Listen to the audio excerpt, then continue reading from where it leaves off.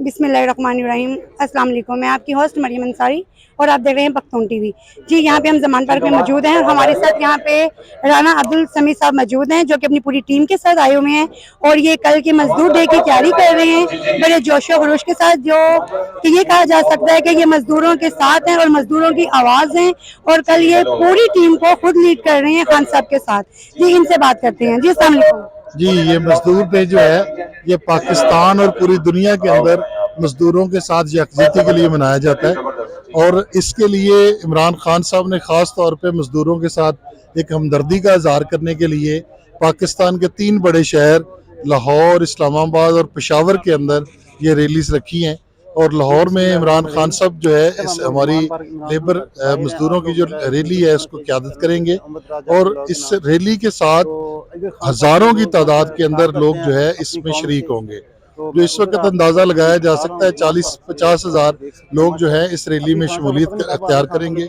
पाकिस्तान के अंदर ये मजदूरों के साथ यकजहती की तारीखी और पहली रैली होगी और इसके अंदर पाकिस्तान के अंदर मजदूरों की जो तहरीक है वो 75 साल से अगर हम देखें तो बहुत कमज़ोर है। कभी भी पीपल्स पार्टी ने नारा तो लगाया है मजदूरों के लिए, लेकिन कभी मजदूरों के लिए कोई काम नहीं किया। इसी तरह नून लीग जो है उसने भी नारे तो लगाए हैं लेकिन काम नहीं किया।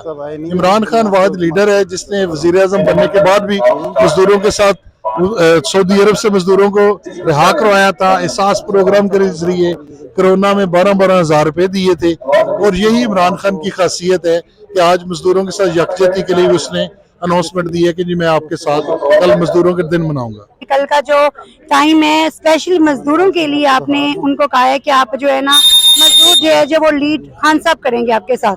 जी, ये कल 1 बजे रैली शुरू होगी और तकरीबन नासिर बाग तक उम्मीद है 7 बजे तक पहुंच जाएगी और खान साहब का खिताब कल इसी वक्त 7 बजे नासिर बाग में होगा और ये खिताब तारीखी होगा।